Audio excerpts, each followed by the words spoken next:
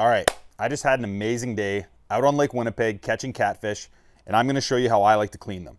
Now, before we get into cleaning, I just want to take a minute to talk about these awesome fish. So most people are targeting the Red River to find catfish, but it's actually more difficult to find these little guys, and there are a ton of them in the lake. I always have a great time going out on the water with friends and family and catching these small to really large catfish on casting baits, anywhere from spoons to jerk baits, crank baits. Swim baits work really well, and just getting out into the water with a pair of waders and start casting. If the fishing's a little bit slower, you can go with the traditional method and use a pickerel rig with some worms or minnows on there as well. So this little guy right here is one of the most consumed fish on the whole planet. And there are a lot of misconceptions locally as to how edible they really are. And I'm here to tell you that these fish, they're not stinky, they're not mushy, they're not oily. They have a delicious, firm flesh. And I'm gonna show you a couple of ways to navigate around the meat when you're cleaning it to get the best possible results for eating. Also remember that a good eater size is probably somewhere between that 18 to 22 inch mark.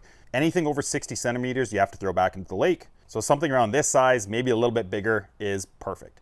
All right, so let's get into it. This is how I like to break down a catfish. So what I like to do is make an incision just behind the head. You can feel that's actually quite bony here, so I like to start at a bit of an angle. And what we're doing, we're not taking this fillet full off like we would when we clean a walleye. These rib bones protrude all the way to the outer side, and they're really hard to bust through with a knife. So we're just going to take off this backstrap portion and cut down around where the vent is and go flat along the spine and take that tail meat off. So that is traditional filleting a fish. Everybody knows how to do that part.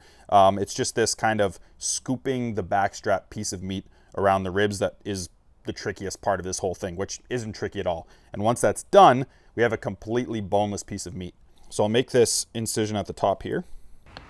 And like I said, I just sort of go in at an angle and take my knife down till I feel sort of the spine here on the top of the rib cage. Just make a bit of a cut behind the head. And then I just go and track along the spine with my knife. So as you follow your knife down around the spine, you'll stop at some point. I mean, this fish I'm about an inch down, and that's the top of the rib cage. So now what I'm going to do is scoop my knife outward a little bit and follow that rib cage down to around here where the lateral line is, and that's about where the rib cage ends as well. So I usually like to make sure that this is facing me while I do this too. It's a little bit easier if it's facing you.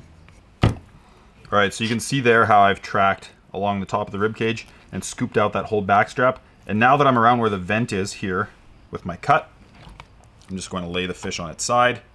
You gotta watch these little side fins because they're pokey. So now I'll go in with my knife, laying the fish on its side, straight down to the spine, lay it as flat as possible, and trim off that meat.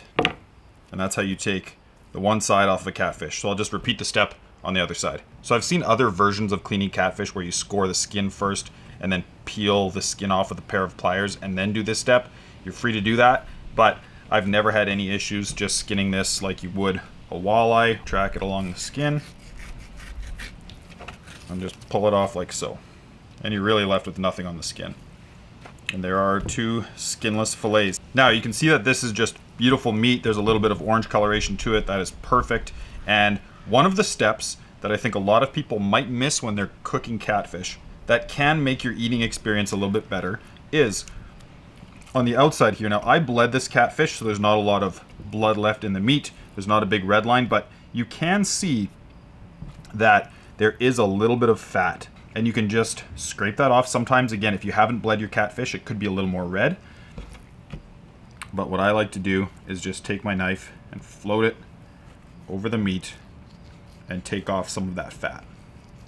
And this can help if you're worried about any bit of fishy flavor. Not that this is super fishy, but it can definitely help improve the flavor.